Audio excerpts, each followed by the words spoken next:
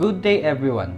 I am Joe Montaño, here to deliver and report the contents of the info video, Water Polluter. This info video focuses on the water cycle and the effects of outside threats to the water cycle. So first and foremost, what is water cycle? Water is necessary for life to exist on this planet. Water binds the key components of the Earth's climate system: air, clouds, the ocean, lakes, plants, snowfall, and glaciers, in its three phases: solid, liquid, and gas.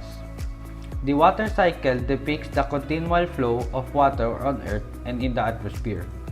It's a complicated system with many separate processes. Liquid water evaporates into water vapor, condenses into clouds, and precipitates as rain and snow on the ground. Water, in various states, travels through the atmosphere. Runoff is the movement of liquid water across land, into the earth, and through the ground. Groundwater enters plants and leaves plants to evaporate in the atmosphere. Solid ice and snow can easily decompose into gas. When water vapor solidifies, the inverse can also happen.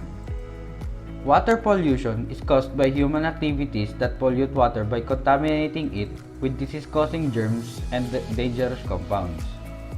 Oil spills are another kind of water contamination that has disastrous consequences for the ecosystems around them. The global water cycle is heavily influenced by human activities. Large amounts of water are diverted from river systems through the construction of dams and irrigation schemes. Rainfall and evaporation patterns are changing around the world as a result of greenhouse gas emissions causing global warming. Humans alter the water cycle by constructing dams and through water withdrawals. Climate change is expected to additionally affect water supply and demand. Here, model analysis of climate change and direct human impacts on the terrestrial water cycle are presented. The results of indicated impact of man-made reservoir and water withdrawals on the long-term global terrestrial water balance is small. However, in some river basins, impacts of human interventions are significant. In parts of Asia and the United States, the effects of human interventions exceed the impacts expected for moderate levels of global warming. This study also identifies areas where irrigation water is currently scarce, and where increases in irrigation water scarcity are projected. Invasive or non-native species affect water quality by reducing water flows and nutrient transport, or by increasing runoff and erosion, resulting in hyper-eutrophication. One example of an invasive species that affects the water cycle is the killer algae.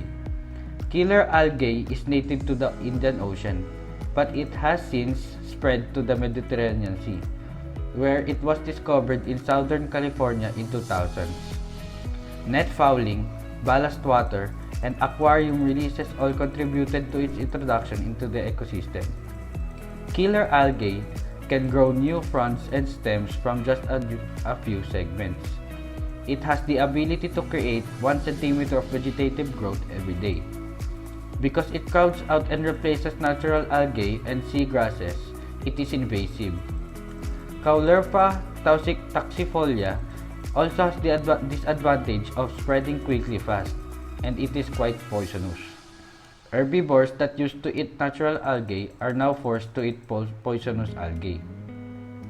This non-indigenous invasive species has a negative impact on fish, invertebrates, marine animals, and seabirds. One more example of an invasive species is the green crab. Carcerus manus, the green crab, is a widespread invasive species that eventually changes its surroundings.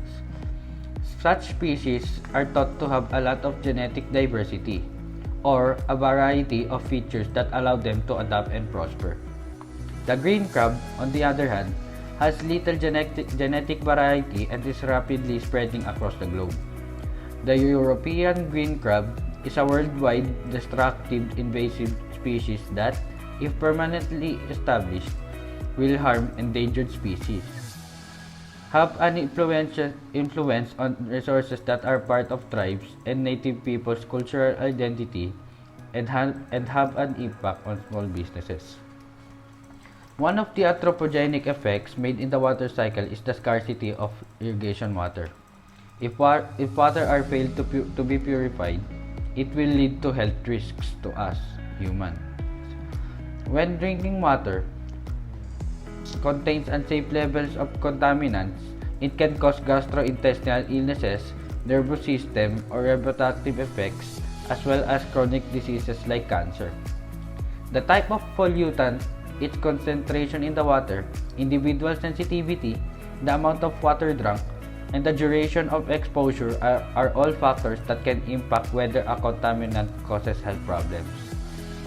Some of these disorders can be passed down by generations.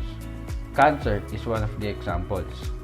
Although cancer is widespread, only 5 to 10% of cases are hereditary, meaning that a person has inherited a higher chance of developing cancer from one of their parents. A minor change in a gene causes this inherited cancer risk, which can be passed down through a family's generations. To sum it all up, the water cycle can be disturbed in a lot of ways. Human activities can affect the water cycle in negative ways that causes water pollution. As a result, the pollution fires back to us by having unclean and unsafe water sources. From this information, it is clear that humans need to change. We need to start now and change the way we treat bodies of water. Let us not wait until it is too late.